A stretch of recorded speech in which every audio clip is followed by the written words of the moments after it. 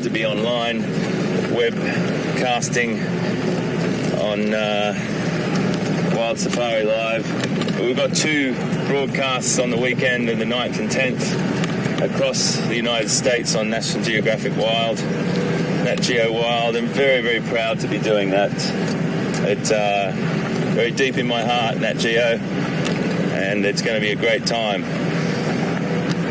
And these sort of working up towards that, finding out where all the animals are and getting back to know everyone and talking to everyone is makes you feel really comfortable. So there's a great team here. Everyone's on location at the moment. There's about, I think we do get a little bit of breakup down here, so I might just keep the comms talking a little bit low through here. But ever so quickly, we had about 15, 18 of us around the fire last night. It was brilliant.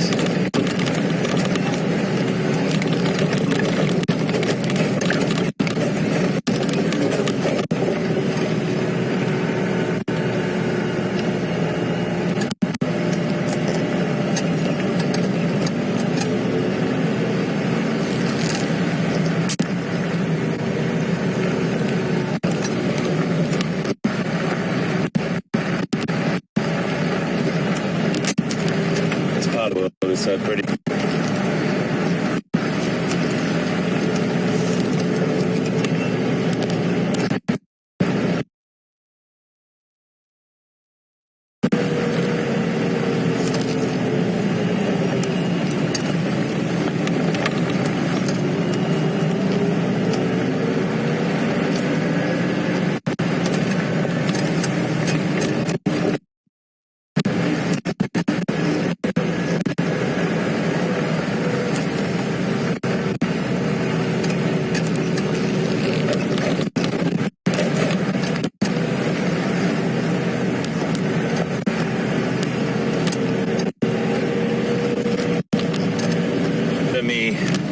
Getting through them, same thing here.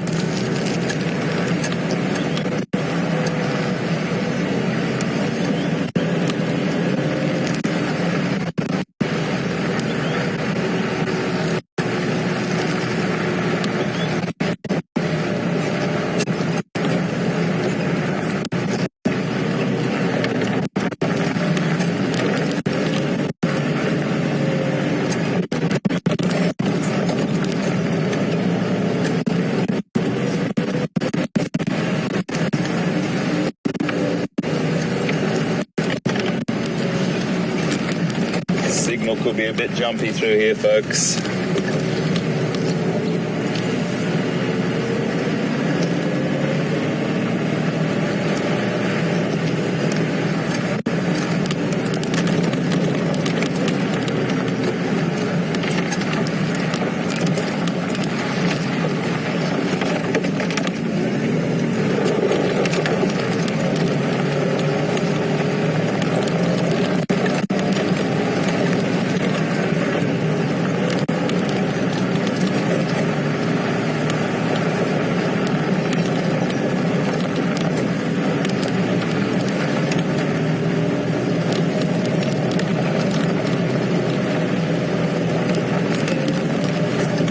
Get back and get a really nice signal for you before I started talking again, because I know what it feels like. I've watched Safari Live a lot, and it's unfortunate that just sometimes we just get that little breakup. But hey, as I always say, we're broadcasting live from the African bush out of a beautiful Land Rover here. We've got all the gear on. You'll get into those little choppy areas where we'll occasionally get it, and I know you all understand, and I know you've all been there with us for a very long time with that.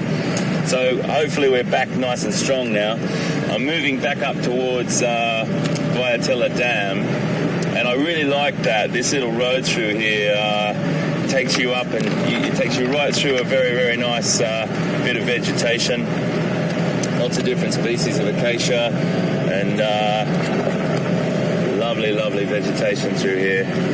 So pretty to see. When I was here in November, it was very, very different. We started to get the rains, of course, and it started to get greener, and then I've got lots and lots of grass here. There's an area that was burnt out right throughout here, so some great flush of green grass through. It's looking good.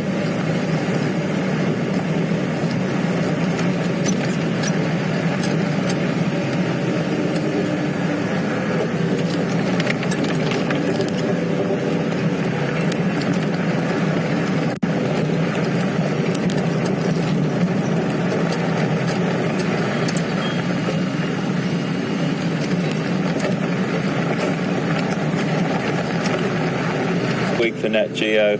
I left on about the 10th of December and then went back to the United Kingdom. Been working in my other hat that I've got on there, my other office, which is at English Woodland, and this is my other bigger office. And I've come back, been very privileged to come back and do some more drives back here and work with this incredible team of people on Wild Safari Live. And it's just a great privilege, and I can't believe I'm back. It's great to be here.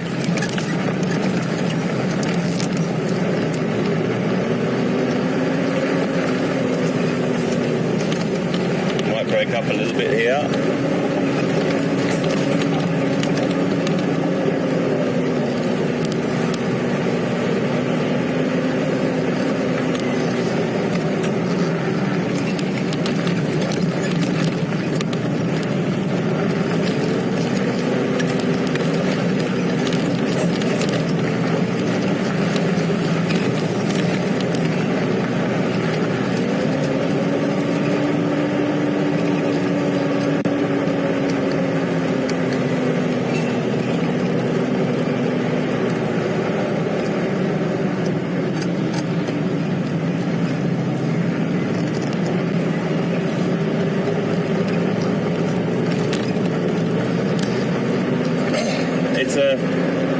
It's always a question that comes up, and I really like to answer it. So let me just stop quickly here. We're just in this bit of shade.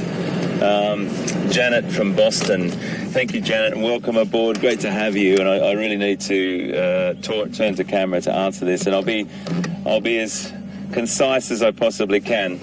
I'll just turn this other radio down ever so slightly. Janet's question is, do you think that zoos are important to conserve species or in the wild? Zoos have changed considerably over the last, couple of 100 years. We've got a situation now where we've got amazing science that goes on in zoos. I'm just turning this radio down completely so I can concentrate a bit more. The science that goes on behind the scenes is some of the things that you don't really see. Good zoos around the world contribute hugely to the conservation of species in the wild. There'll be projects going on throughout South Africa, throughout all of Africa, that is funded by zoos around the world. And those little tiny projects are sometimes what makes that species either survive or teach the rest of us about what's needed, whether it be the preservation of a particular plant species or whether it means working with another species that animal relies on. So there's loads of stuff that goes on that we don't even know about. When we look at the sort of shop front, for want of a better term, of a zoo, they've changed considerably as well. Now, 10 years of working in a zoo for me really did mean it was the platform for me to get an understanding of why the importance of zoos are. Now, it's all very well for us to sometimes sort of have our opinions about zoos. I'm talking about zoos that are doing a good job. One has to think that there's a lot of people that will never ever get a chance to come to Africa. There's a lot of people that never get a chance to go to Asia or whatever, and sometimes to see those animals in a well-managed captive situation that have been bred in captivity as well, not caught from the wild, and they're behaviourally enriched on a very, very high level. You will find that those can be educational facilities that actually pave the way for conservation for generations to come, to understand the importance, the absolute imperative note of why we need to conserve things on the planet. Now, if we sow that seed in a zoo and that child or that adult gets that message from a zoo, job done. That's what it's about. There's always the other side of the coin as well, like in anything. Television, acting, plumbing, bricklaying, surgery, whatever. You're always going to get good and bad in everything. So when I say zoos, I talk about good zoos around the world that are doing fantastic things, working really, really hard to conserve species on a global level and on a local level in their country. So I do think that they're really important, but I totally understand that people sometimes find it difficult to see animals in captivity. So there's two sides to the story. I don't have an exact answer, but I think that there is a place for them. Obviously, nothing beats this. So thank you very, very much. It's a brilliant question, and hopefully that's sort of given you a bit of an insight to what I think about them. But this is just brilliant. And you know what? Wild Safari Live is the conduit, or is the connection for us to now be able to deliver this to you and get that same message across. So this is like virtual tourism, you're getting out and seeing exactly what we're seeing, and we deliver those messages, and I hope that what I used to do back in a zoo is coming through exactly the same here. I used to do a lot of talks in zoos, particularly on giraffe and elephant and rhino and all different things, and I used to just make sure that the message that people took away was not a preachy message, but just to understand the importance of every different species and how they fit into the ecosystem and the habitat. We need to rely on everything. One thing I have to say, folks, that we need to never forget is all this green stuff around us. All this green stuff around us is probably more important or as important as everything else. And then go deeper than that. What's under our feet? My goodness. That's where it all starts.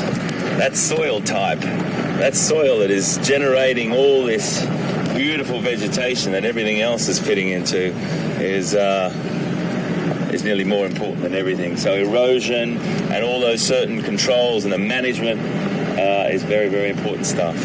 We're just going across the dam wall again.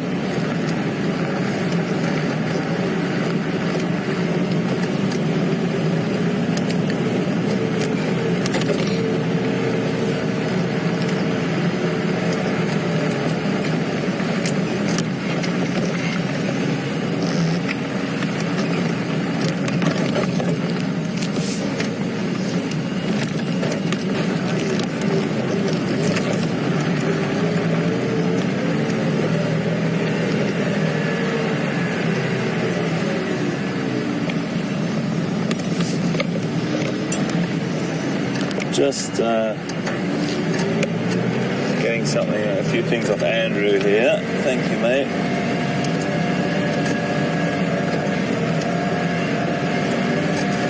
So, Andrew, we've had a pretty nice morning, buddy. Wow. Hey?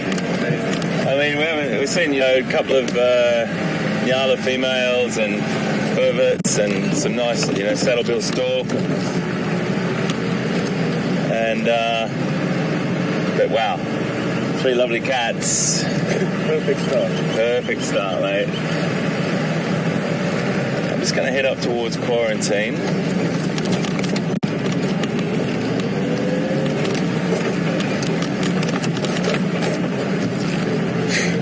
Just want to see if there's any tracks across that road.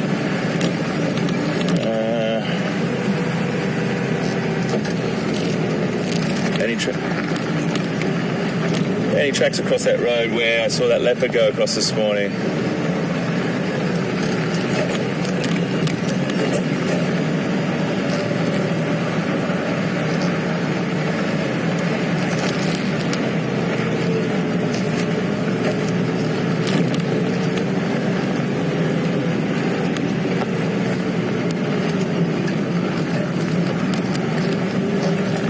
This area right through here, and I'm sorry I'm just looking very, very carefully. It's probably going to be in the shade. Whoever it was, she is going to be in the shade somewhere. And I will just go off-road a little bit where I saw her. But I have to do something very, very important first. I think there is an imminent arrival of Mr. Pretorius. Pieter Pretorius needs my assistance. I've got something in my vehicle that he needs, so I'm going to drive up and drop it off to Pete up at quarantine now, and Pete will come and say hi, and he's going to just go and then try and work with the team to get Jigger up and running. They're nearly there, I think. And this is where that leopard crossed this morning. Bang, across here. Been a fair few vehicles drive over here. So we'll definitely come back here. We might go around the other side just now. But I want to go and just drop this piece of equipment off to Pete. We've got to drive up past final control. So I can give Pete a mic for his radio. Also have a little, just drive around quarantine. You never know. There's a lot of Impala up here.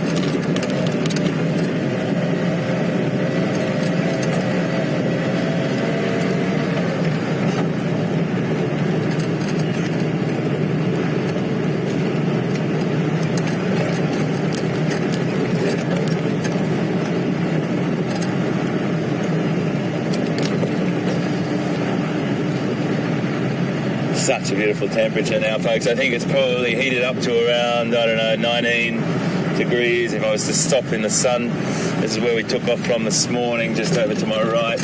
It's probably going to be about 19, 20 degrees now. So you might see an electric fence here. This electric fence, excuse me, please, swallow to fly. This electric fence protects our final control centre from elephants coming through and any large predators. So you might see a little bit of this now. Pete's going to walk out and come and say hi and grab this off us. Here he is. So this fence is protecting us. Hello, buddy. Hello, mate. Oh, sorry, mate. All right, now you're driving. Hello, mate. Good, everyone's dying to see you, mate. So. Hello, everyone, and good morning here from South Africa, from Djuma, and good afternoon or evening, wherever you might be. Yeah, just amazing to be back. Really excited to be back, and there's no concern with Jigger. It's just the final tweaks where you're going to get. Oh yeah, I can't actually turn around the other way. That's all right. That's all right. That's fine, man. Actually, I just wanted to come say hello, and the Jigger is actually just there. We're on the brink of taking out, but thought rather than try and rush it, we'll take out this afternoon properly. Yeah. I've been just as excited as you, Hayden. And I can't believe it, buddy. And to see leopard this morning straight off the bat, then lion. Gosh. We had lions roaring last night for a while around the campfire, which was amazing. And just a pleasure to say hello again. Great to feel a little bit nervous again. Yeah. Oh, that was about 5 times. I saw you this morning as well, you know. I was really nervous. It's a cool, calm and collected, but it's lovely, really lovely to be back. And great team arriving here, feeling part of a team, some new people that are fantastic. Nikki and Tara in control at the moment. Will, Alex, obviously the whole team. It's been lovely to get back right into sort of a family vibe. So it does feel like that, thanks, guys, on the ground here, and thanks, obviously, for all of you around the world that makes the extended family sort of happen here, if that makes any sense. Yeah, fantastic. Now, I think I need to give you a bit of equipment. Yes, I'm going to grab this. Is there anything else you need? Test. There's a bit of a plug problem. it in, probably. Yeah, an air gap. There's a bit of a problem. Did you see that leopard again? So I watched part of the morning drive and then I went back to the Jigger. No, I didn't. So I'm going to go back. Who knows, mate? But we moved on because I could hear loads of stuff going on the radio, and I knew Brent was like hot on the trail, the bloodhound. I'm going to call him from now on. And he was great. And then, it was just fantastic. And I was just saying to everyone here to turn up to the location, and Texan and Aubrey and Andrew brought us in, made space for us. Okay. It does feel like part of a big family, mate. It's great. No, it's great to be back, and also it's the Southern Sands. So there's big things walking around everywhere. So welcome back to you, big guy. It's like, gosh. Nice seeing. I mean, we've caught up already, but nice to be back in bush with you, HT. We're gonna have mate, we are gonna have fun. And we go in. Okay, mate. I'm going to not struggle over my words so much next time. So we're going to have an awesome afternoon. I'll see you in a bit. Enjoy. Cheers, guys. Jokes. Cheers, mate. No worries, matey. Call me if you need anything else, eh?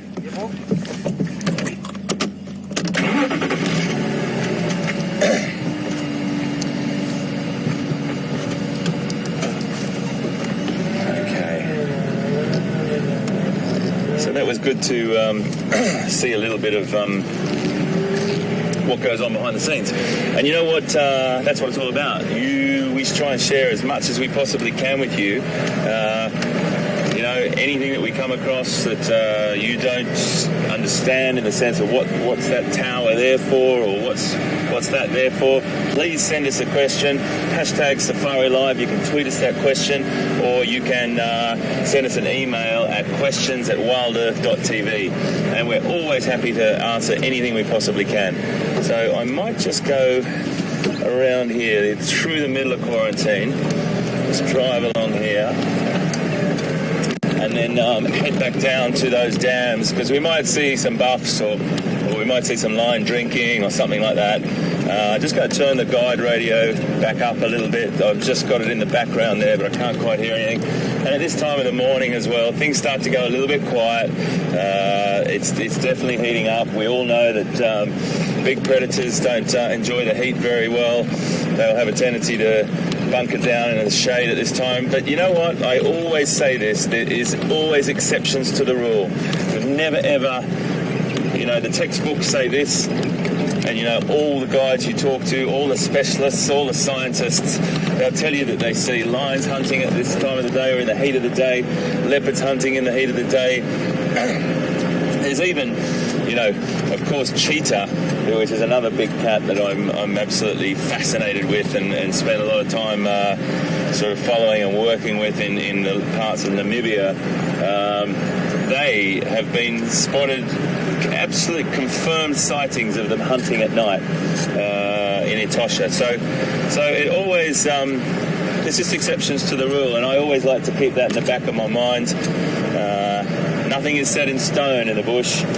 Anything can happen, and you never know what's around that next corner. That's what keeps you going. It really does. Pieter Pretorius, what a great guy. What a great guy.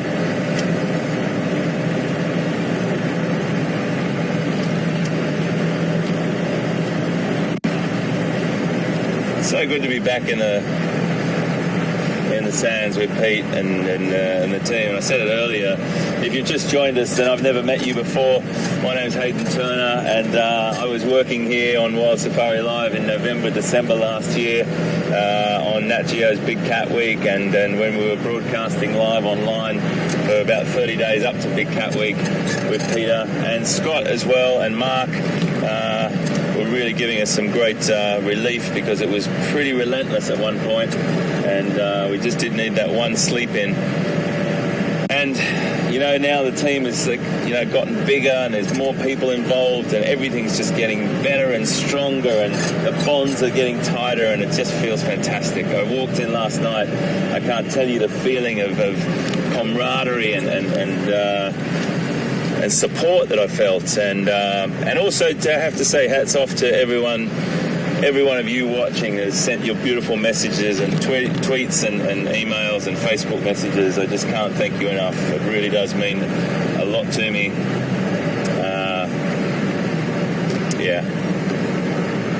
It really does.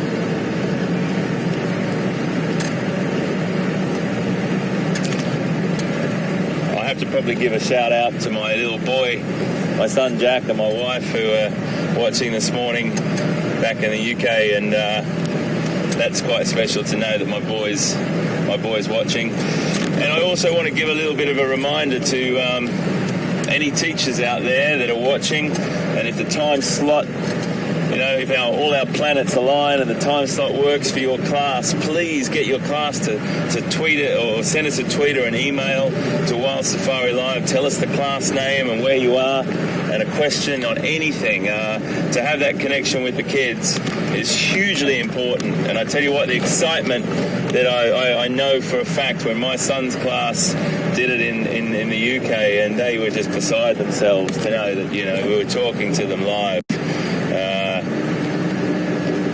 It's just great stuff.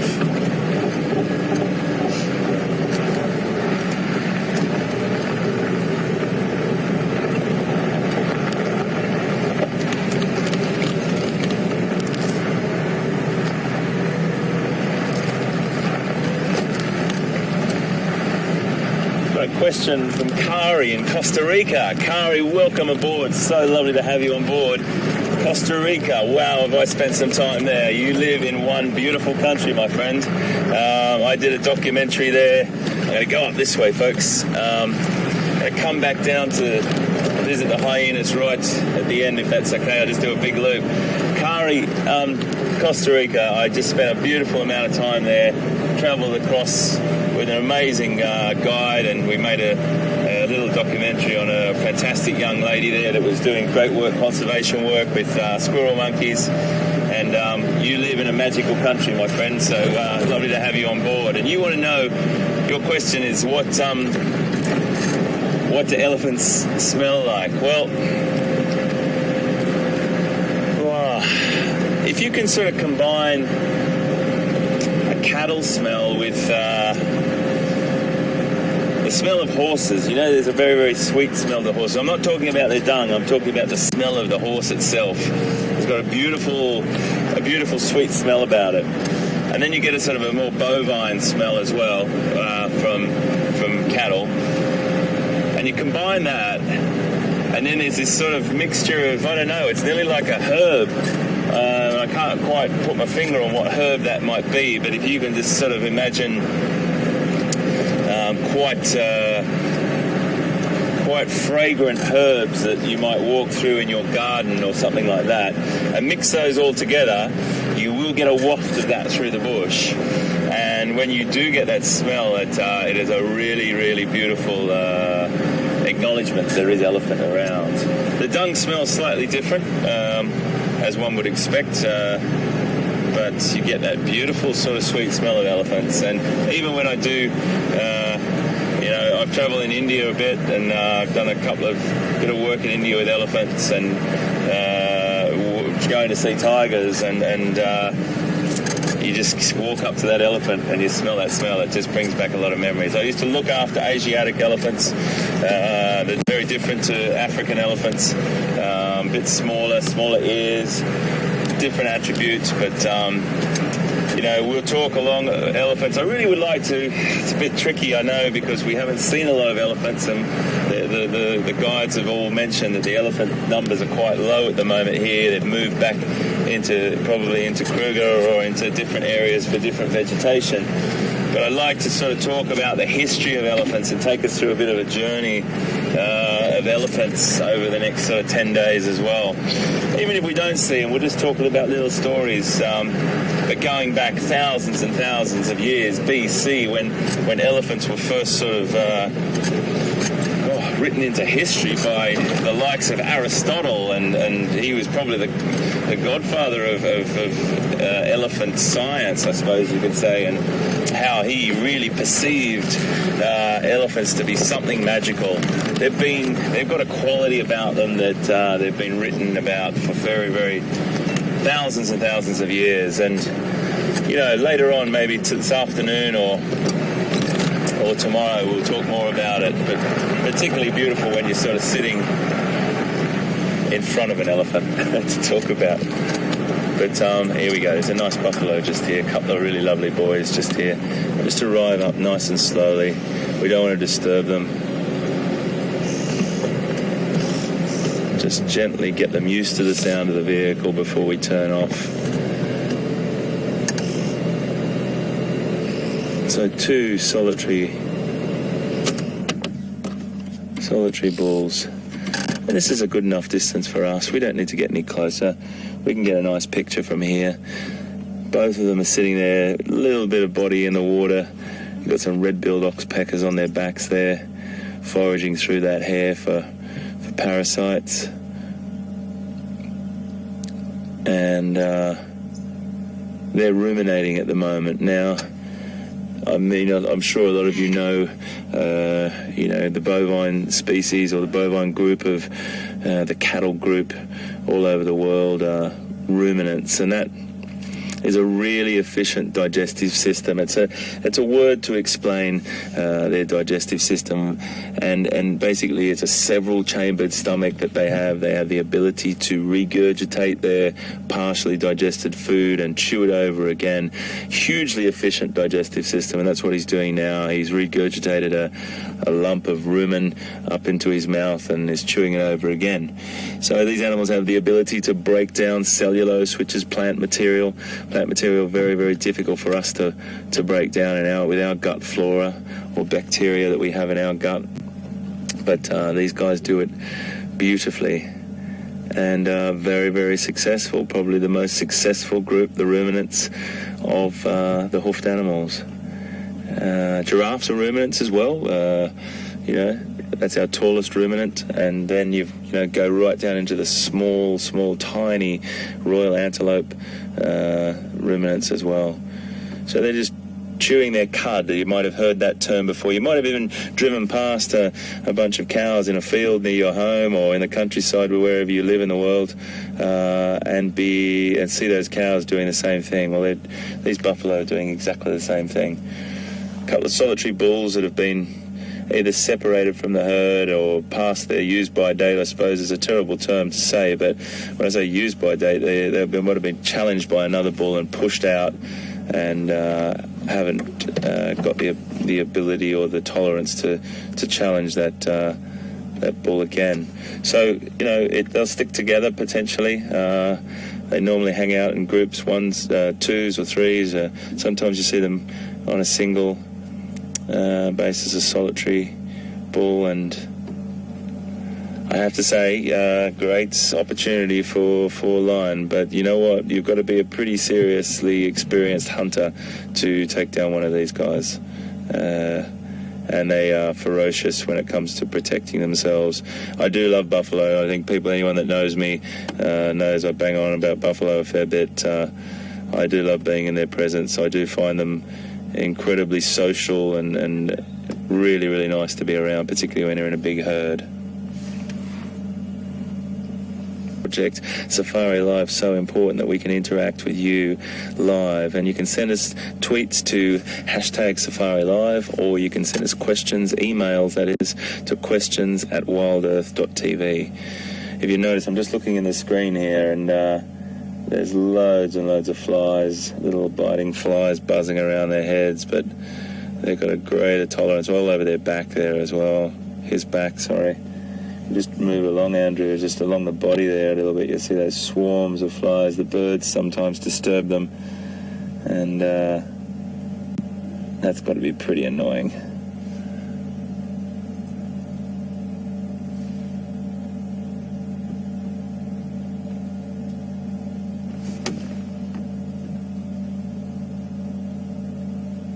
Just while we're sitting here, folks, I'm just going to give Brent a call and see if he's got any updates.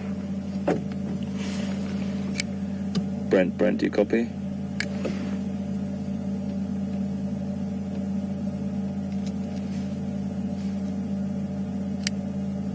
Brent, do you copy?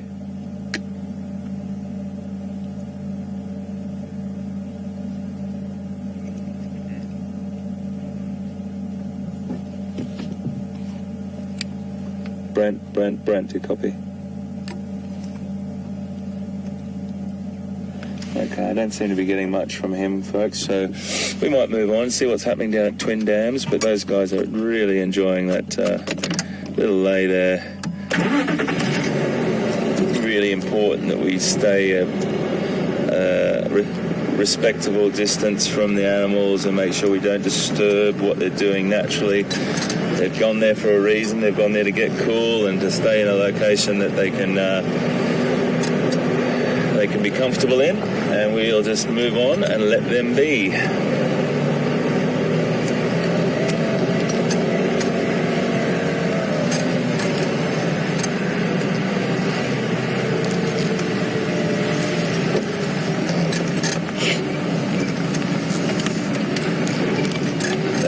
Lovely question from David in Michigan. Bless you, David. Fantastic, mate, to think that I could do with one of those Australian hats. to keep the flies away. Well, I don't really know anyone that wears those these days. They used to be used by, and if anyone doesn't know what I'm talking about there, David's referring to a hat that used to have corks hanging from it around a hat on strings to potentially keep the flies away. It used to be used in the old days. They don't get used very often anymore. But I'm actually not having such a bad day with the flies, I have to say. I touch wood.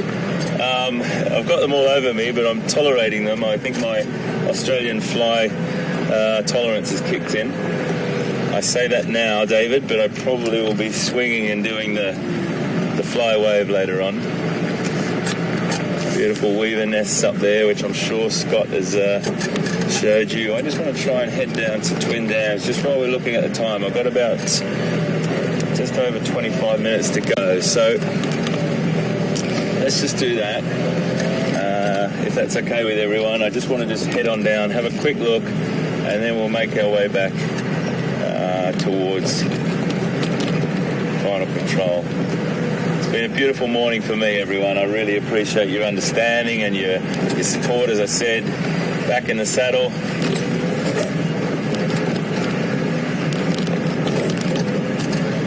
This is going to be a good week. This is going to be a good week. I can feel it in my bones.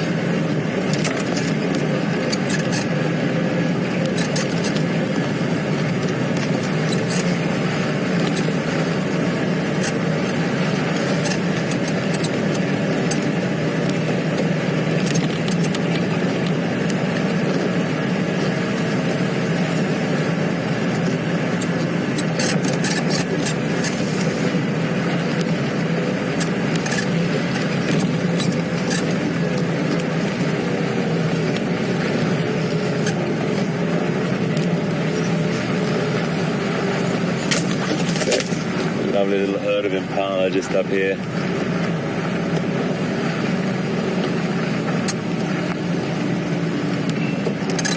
Just moving off into the vegetation there. Just through there. They're only quite hard to see from here.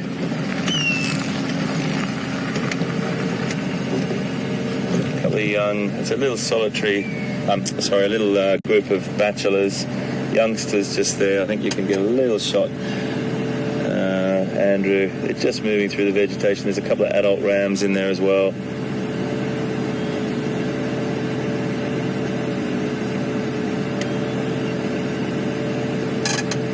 Really nice. I'm just going to move on. There's some lovely nyala down here ahead of us, all crossing the road as well. Gosh, there's a lot of them. That's all right, mate. Let's go. Just going to give Brent another call, see if I can locate him. Look at these girls. So pretty. And you'll find, folks, I often stop at these beautiful antelope just because they are so beautiful. They're so pretty. And that's a really, really nice little herd of them. All hanging out in this little drainage line in the cool. You can see the flies are bothering them hugely as well.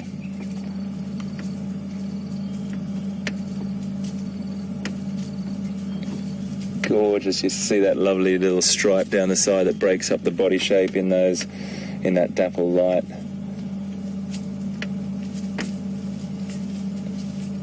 Everyone different as well. Just like the stripes on the kudu as well. Just a very different fingerprint on every animal.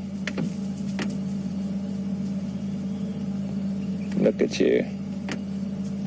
Beautiful big ears to be very, very aware in their surroundings. Being an animal that spends a lot of time in that undergrowth, they need to have those fantastic hearing ability. Listening for predators. Okay. We might just move on.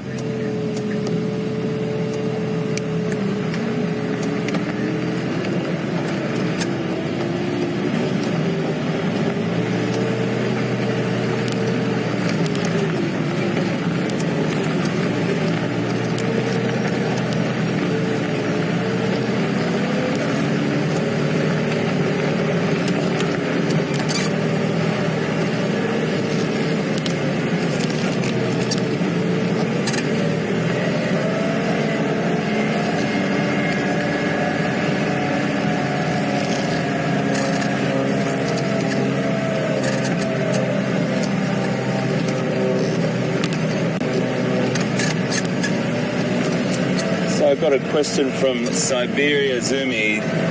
Thank you very much. Great to have you on board. Your wonderful work that you do for us as well. And asking whether the smaller antelope, Duiker, Steenbok, whether they are ruminants as well. And the answer is yes, absolutely they are. Really, really effective, efficient group of animals. More little Nyala down there, but really, really successful group of animals, and I just find them fascinating, the ability that they have to survive in very, very difficult times and getting the most out of the vegetation.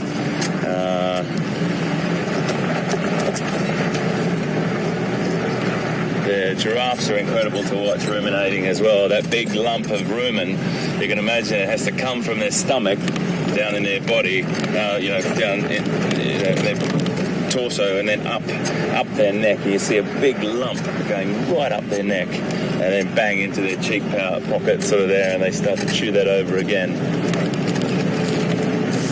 All right, I'm looking at the watch now, so I just want to make sure we just keep an eye on the time. Getting used to. I do apologise. I made a bit of a mistake before. We used to start at 6 o'clock, and now we start at 6:30 because of the darkness in the morning. Let's give Brent another try.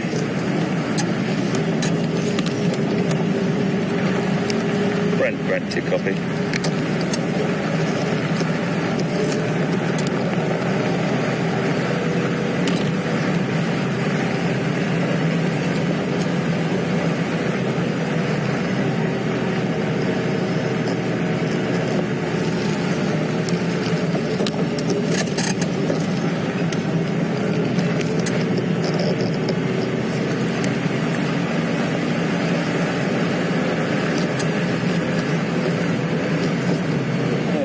So we're just going to dawdle down here to Twin Downs and have a look there. It's always good to check out the water points at this time of the day. You might get the odd animal drinking. You might get a big cat that's come down to drink just before it tries to find some shade. And we might just see some birds, which is always fantastic as well.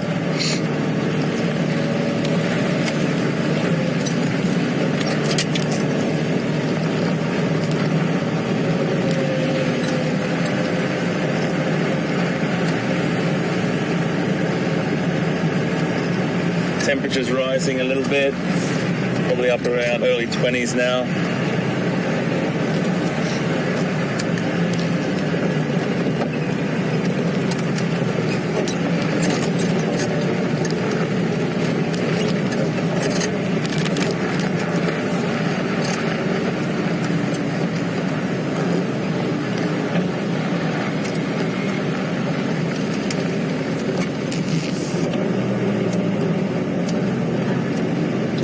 This tree, folks, just to always have a look to see if any leopards have put a kill up in a tree or stored a kill. These beautiful jackalberries are fantastic trees for it, very comfortable, nice, beautiful, big, long limbs. But there might have been word, I think I heard the guys talking, there was a potential that Karula may have a kill stashed somewhere around here. So always keep our eyes out there. Just got a question from Dara in Ohio. Fantastic to have you on board, Dara. And the question is, have I ever made a documentary about US wildlife? Well, the answer to that is yes. One strange one, but really interesting one at the same time. I did a series called Wildlife Challenge years ago, and I had to go and try and find different species of spectacles around the world. For example, migrations of animals, or I did a black bear documentary up in Minnesota. That was fantastic. I also did a great story. It was only a half an hour documentary on horseshoe crabs in Delaware, believe it or not, and this mass emergence of horseshoe crabs that come out on a full moon decided to mate, and I just couldn't believe it. I've never seen anything like it in my entire life. Whole beach covered in horseshoe crabs, so that was pretty incredible. And then right up on the border, the Canadian border, I was there's a lovely buffalo bull over there, just walking across as well. But I'm sorry, I've stopped a little bit shy of that for you, Andrew, but just walking to get some shade as well. It's getting very warm here, folks. He's just meandering there at a very, very slow pace. Might find some shade there. I did up in Manitoba, which obviously is in on the border there. A story in North America, that is, of in Canada, of garter snakes, red-sided garter snakes. Emerging from limestone coal in Canada. So I spent a fair bit of time in North America. I'd love to spend more. I would love to spend more. It's an incredible part of the world.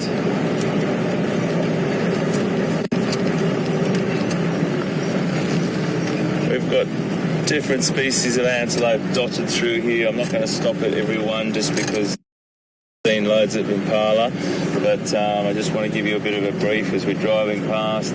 They're all finding a little bit of shade at the moment, so it is getting warmer.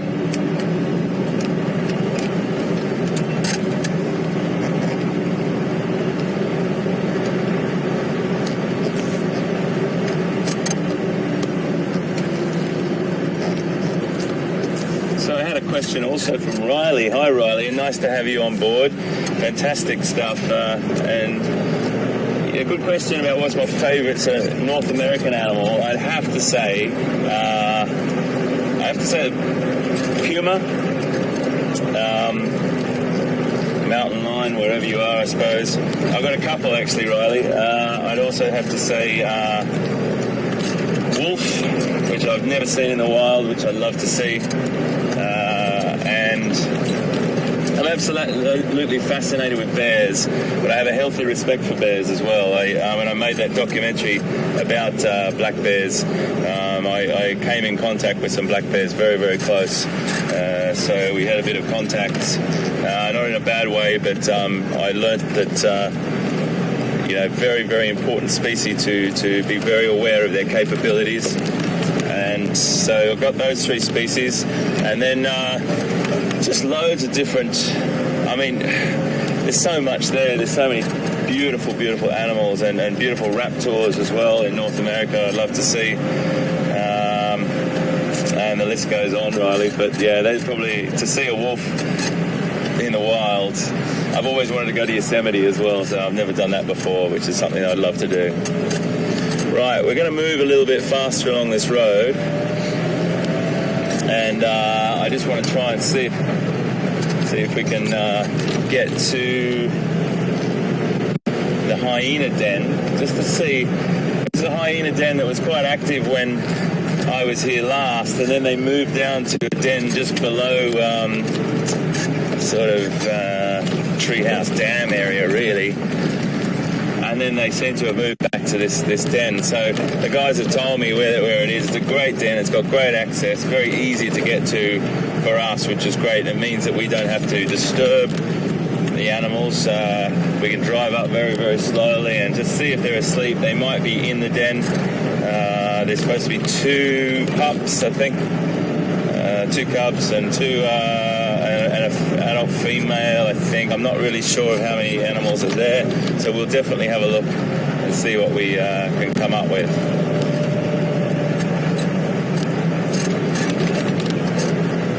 Thanks for all your questions, everyone. It's been fantastic, and I really appreciate it. A little bit nervous this morning that I was going to get it all right, say all the right things to you and welcome and everything. I've been doing this for 20 years, but it doesn't mean that you don't still get a little bit nervous. You never want to get complacent about what a privilege it is to be doing this. And hopefully we've gotten to know each other a little bit this morning, and if it's my first time, I was just about to put my indicator on there. It's good to be back. if I've just gotten to know you this morning for the first time, I really hope that you come back and join us. And after you've watched Safari Live, head off online and see if you can look up a little bit of that information I was talking about, Aristotle and elephants. It's quite interesting to hear about those early accounts and early writings about elephants back in sort of 2,000-3,000 BC. Obviously some some not very pleasant things back in those days, but as time goes on, we now have a situation where elephants are, and it started back then, elephants are revered as one of the most magnificent creatures on the planet, one of the animals that we have the biggest connection with, and I'll talk a little bit more about that another time. But have a little look on that online. It's a nice bit of research for you to do yourselves.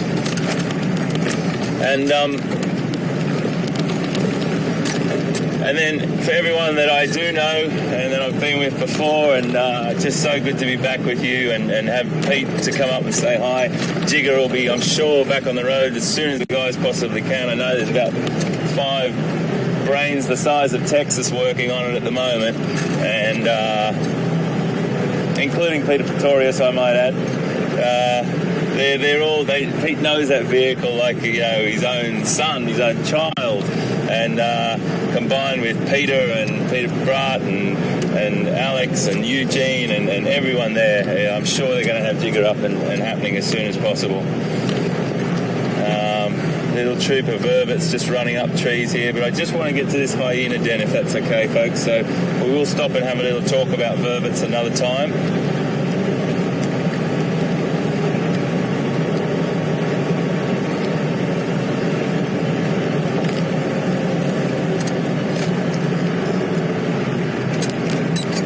Just around this corner.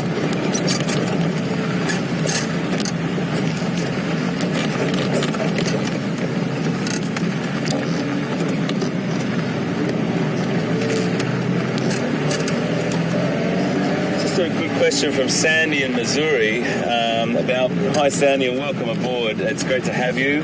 Question about what sort of snakes we get here. There's so many different species of snakes we get here, but just to name a few that are probably the more well-known ones. Obviously, black mamba is an animal, a species that, you know, a lot of people talk about of having this fearsome reputation. They definitely do. They're an animal that really needs, as all snakes do, to have great respect shown to them. Majority of the time, you'll find a snake wants to get away from you rather than have a conflict. You know, I suppose it comes down to a little bit like the black mamba. If we were talking on a scale of tolerance and understanding, black mamba's probably not your animal. They have a tendency to be a little bit short-tempered and can show their displeasure at the drop of a hat. But then we get puff adders, which are an animal that uses a very, very different technique. That animal will be using camouflage. A lot of people are bitten by puff adders because camouflage is their defense mechanism, so you will get a lot of people living in communal areas or in the local areas that will tread on them. You've got different species of cobra.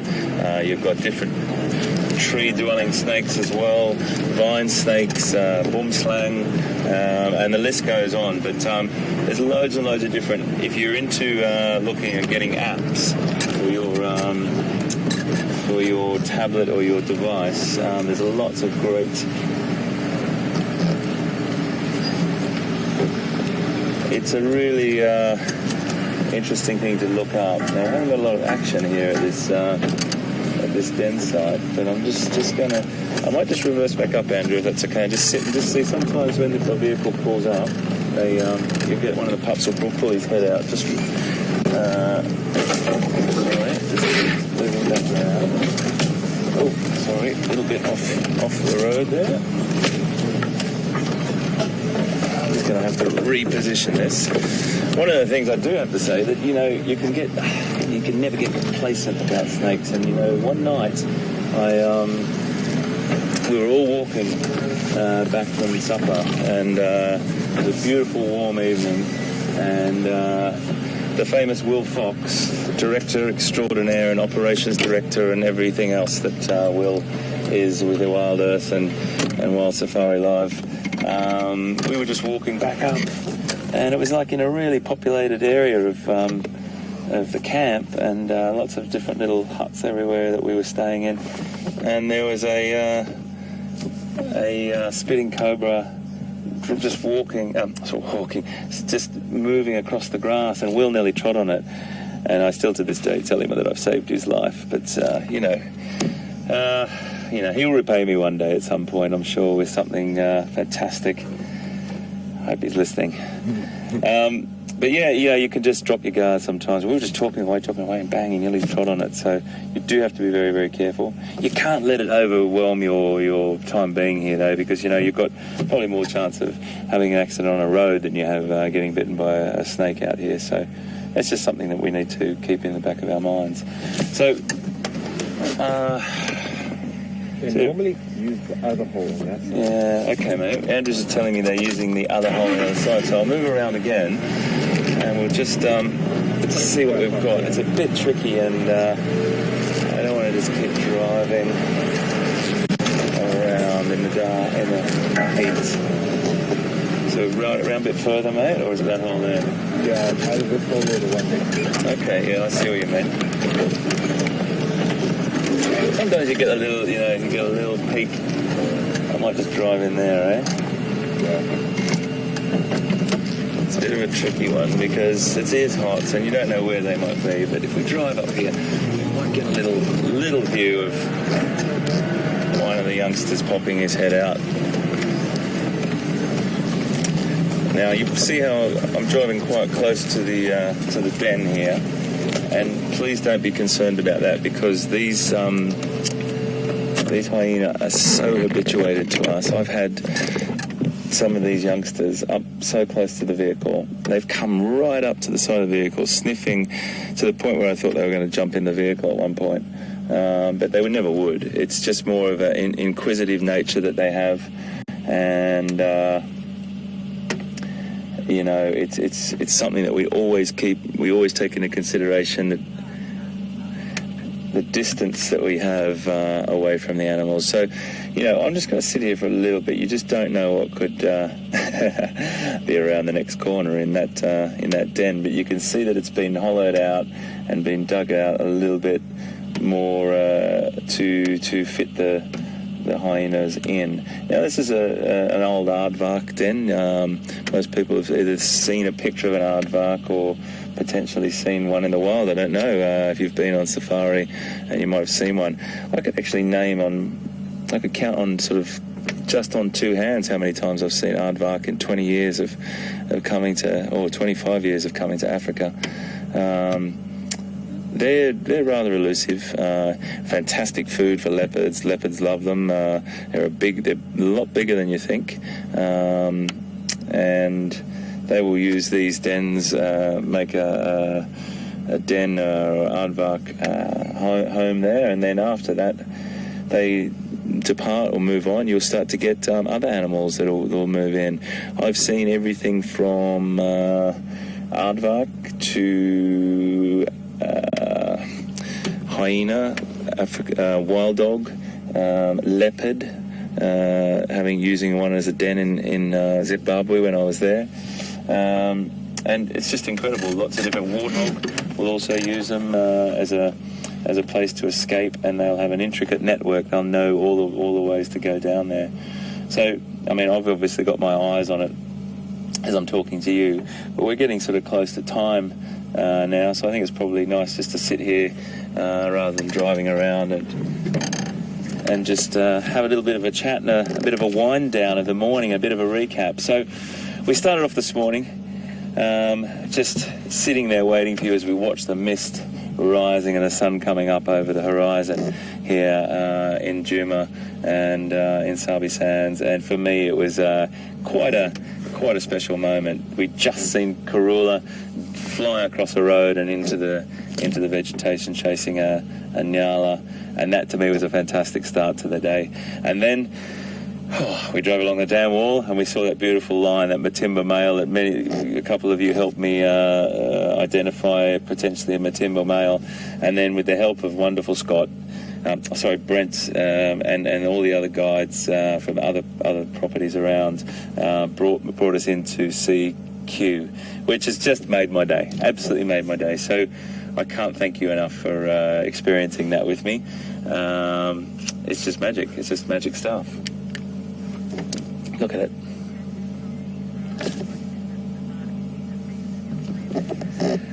Just a question from Lisa it's a really good question, Lisa, and I don't know if I can answer it in a way that means anything other than a personal love, but why is Q my favourite cat?